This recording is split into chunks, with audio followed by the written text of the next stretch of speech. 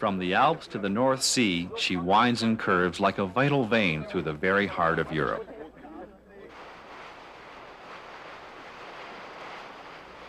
The Rhine River passes through Switzerland, France, Germany, and Holland, making it as important to the tourist trade as it is to industrial trade and commerce.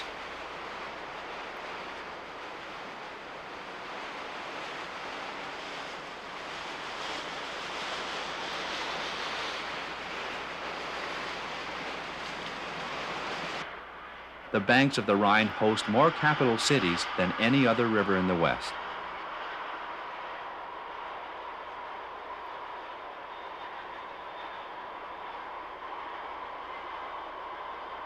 Where there isn't a quaint European city, there's a majestic castle dotting green hillsides.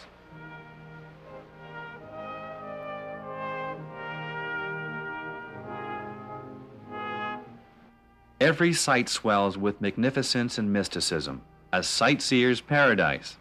Scenery enveloped us until we believed there could be nothing more beautiful in the world.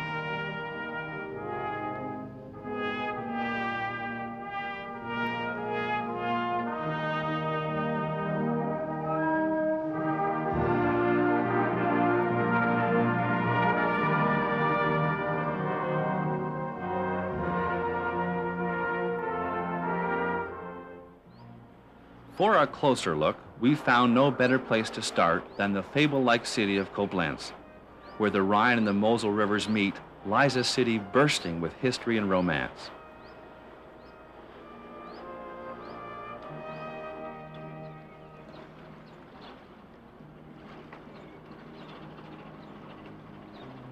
For a bird's-eye view of Koblenz, one shouldn't miss the mighty fortress of Ernbrietstein. The fortress, once one of Europe's strongest bastions, was built in the early 19th century. Now it's mostly a Rhinish museum. Where the two rivers meet in Koblenz is the German Corner, a memorial to the destruction suffered in the World Wars.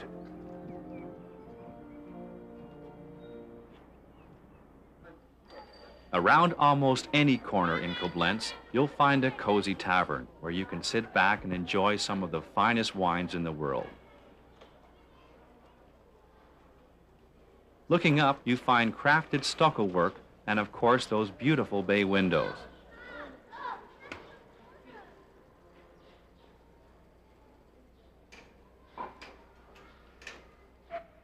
This is a city of bay windows, where the decoration and ornamental detail are examples of a unique Koblenz character.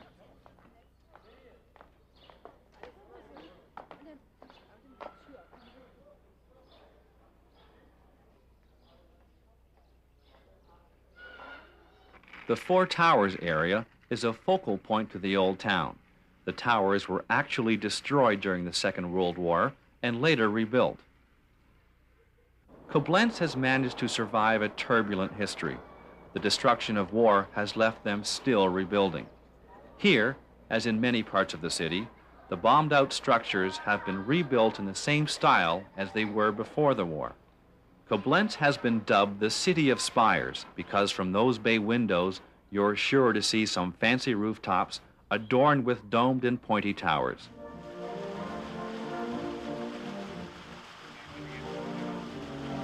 The many whimsical fountains of Koblenz remind us more of bygone ages. Fountains like these enhance the city's beauty, recalling an eventful past. This interesting fountain is a monument of the eternal naughty boy. He spits water at passers-by and reminds us of the joy of life and to keep in good humor. That Koblenz sense of humor is everywhere. Just take a look at this clock tower. Back in 1536, a robber knight was put to death for stealing. Every hour, he reminds us that he was wrongly convicted.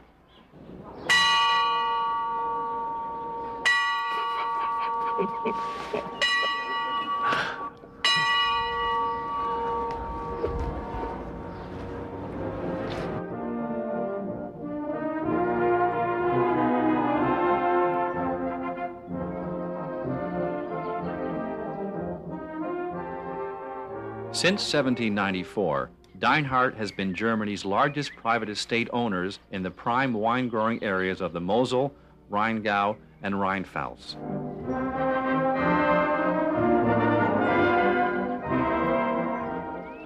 In Koblenz, the House of Dinehart produces and ages their wine in great wine cellars. In the Dinehart Wine Museum, old wine presses reflect 185 years of family-owned and run business.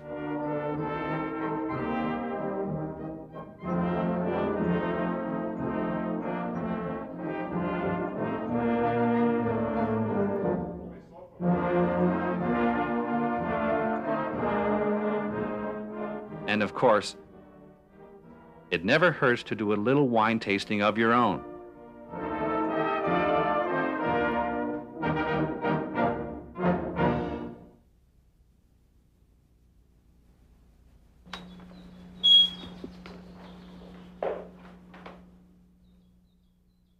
Just outside of Koblenz, nestled on the banks of the Rhine, is a storybook castle, Stolzenfels Castle, the essence of romance on the Rhine.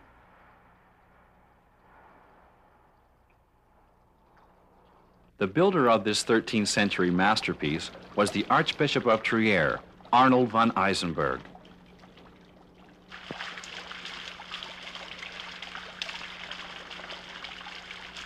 What would a castle be without a courtyard, and where would romance be without a garden? The pergola garden sets the mood. The wooden pergola arch in cool colors frame a perfect picture.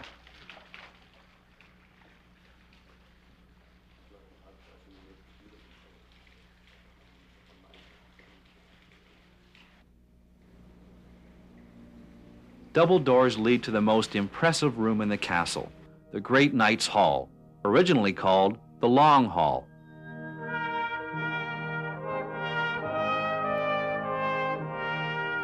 Medieval knights of days gone by would use this room to sit around and discuss a hard day's battle.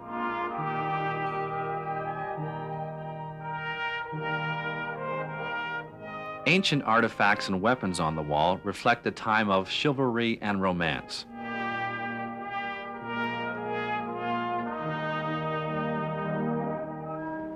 The castle has served as anything from a place of residence to a toll house. It's been rebuilt, captured, burned, rebuilt, ruined, and rebuilt again.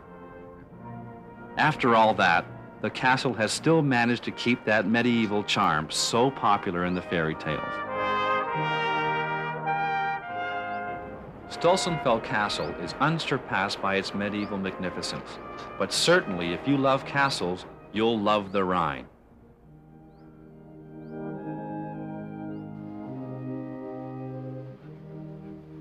Frederick William IV once said as he traveled down the Rhine, "On past all those thousand divine castles and cliffs, and mountains and currents, I was weary with bliss." Well, if you find yourself weary with bliss, it's understandable. During the Middle Ages, more than 20,000 castles were built in Germany, Switzerland, Austria, and southern Tyrol. Unfortunately, only about 100 of them have survived in their original forms.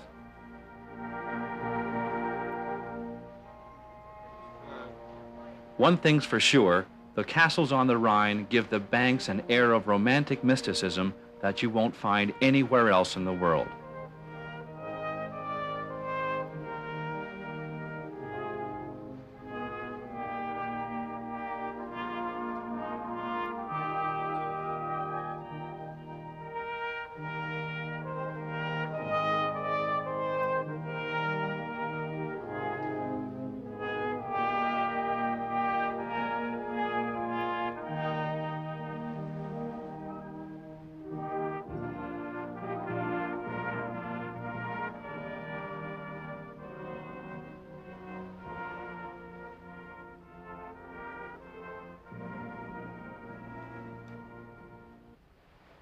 Further up the river, we arrived at the beautiful city of Strasbourg, France, which has a history dating farther back than the Roman conquest in 12 AD.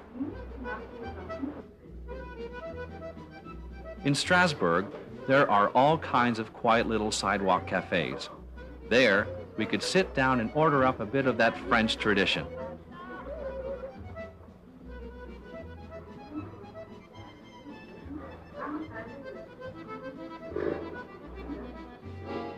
One of the most memorable sights in Strasbourg is the Protestant Church of St. Paul.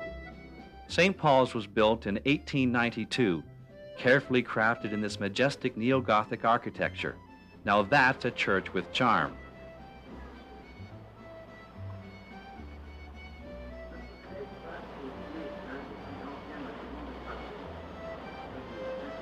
Gracing the Île River are 13th century covered bridges.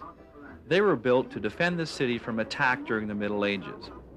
These famous bridges are anchored by towers, each with a history all their own. The French Tower watches over La Petite France, a name reminiscent of a time when French troops roamed the area in search of adventure. The neighborhood is simply charming with its Tudor-style townhouses and shuttered windows lined with colorful flowers.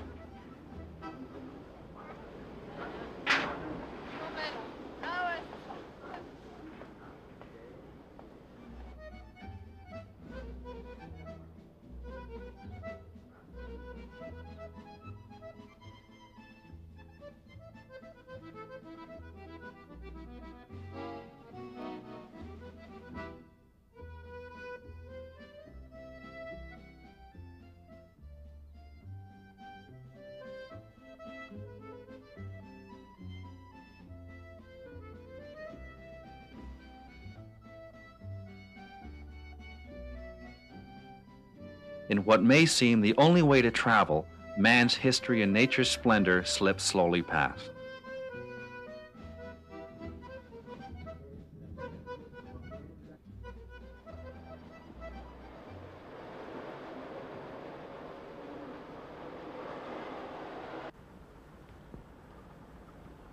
One of the largest cruise ship lines on the Rhine is the KD, the Cologne-Düsseldorfer. Every year, this line carries tens of thousands of passengers on ships like the Britannia.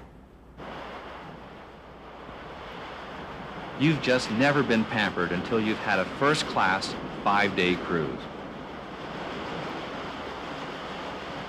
All the cabins have windows that face out on the Rhine with rooms fully equipped with a private shower, radio, telephone, and even air conditioning. We didn't want to spend too much time in the room, though, especially when we saw the food.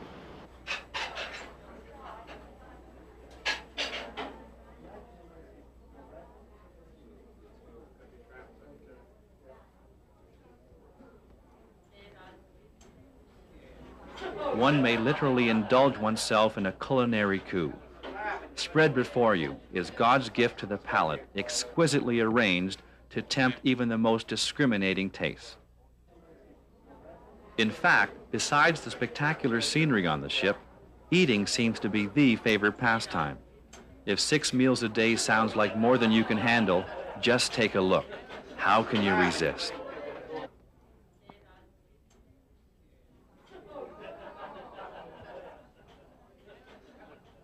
Eyes become invariably bigger than bellies with one look at this feast.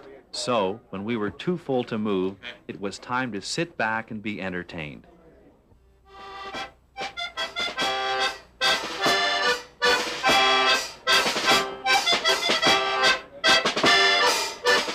Sitting back with a glass of fine wine and some good spirits, it was time to appreciate some fancy footwork.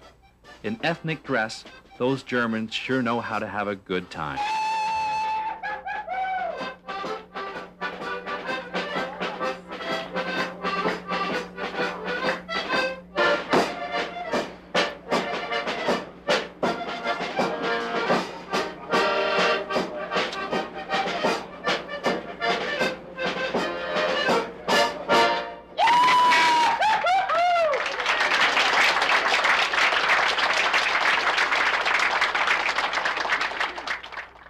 It's known as the little town with a great name.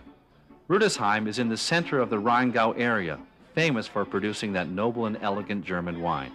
A vast 3,000 hectares of vineyards span one long hillside bordered by the Rhine River. It's also known for good food and good times.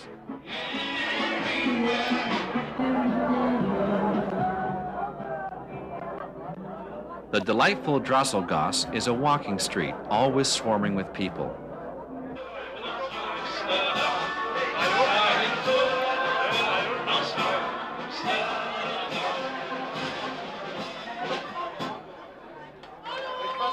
Some are smiling through mouthfuls of bratwurst, to be later washed down with some of the greatest wine in the world. Who could resist a sparkling glass of Germany's finest? And where else to enjoy it but in a small wine tavern off the Drosselgasse, surrounded by old-world charm.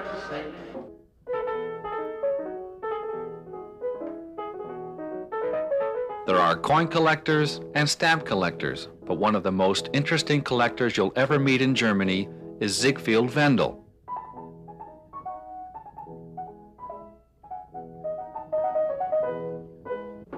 Wendel collects mechanical music devices for his famed Mechanical Music Museum in Rüdesheim. His fascination for these delightful devices all started many years ago when a friend gave him a music box as a gift.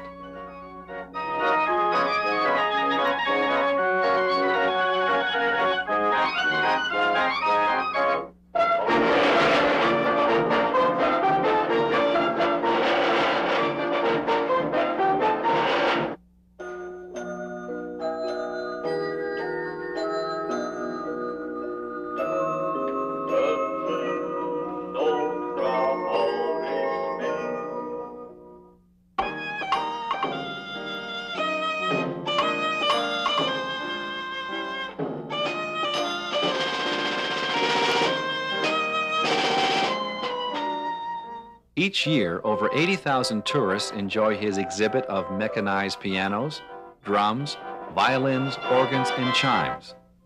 Ziegfeld will win your heart when he shows you his tiniest treasure, this beautiful singing bird box. One here about 9 years ago, and the old fellows are now retired, so there's no one anymore who is able to make little singing birds in Germany.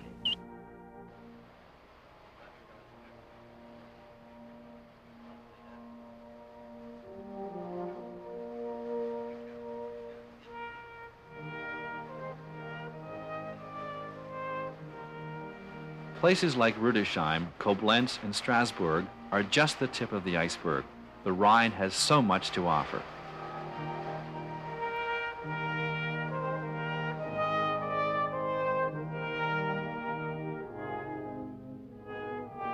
It's a medieval feeling one gets when one tours a castle or strolls a cobblestone road.